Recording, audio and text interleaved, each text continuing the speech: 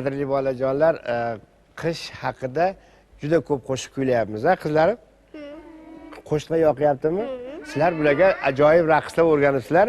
Menimcha o'sha qishning fazilati sizlarning o'sha harakatlaringizda, qo'llaringizda o'sha baletmesterlaringiz o'rgatgan, ustozinglar o'rgatgan harakatlar yaqqol sezilib turibdi.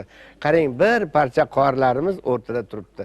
Mana bu qo'shiq sevarlar esa qish qo'shig'ini juda zavq bilan kuylashar ekan.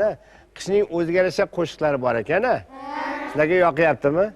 Keling, bahor haqida juda ko'p qo'shiq bor. Hamma fasllar haqida qo'shiq bor. Lekin har birini o'ziga yarasha nima ekan? O'zini fazilati bor, to'g'rimi?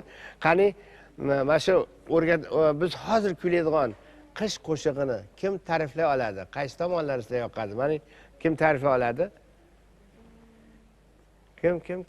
Qani o'g'lim? Qish fasli juda ham chiroyli. Biz aytayotgan qo'shiq aynan shu faslga mos. Ha. Buni bilasizlarmi?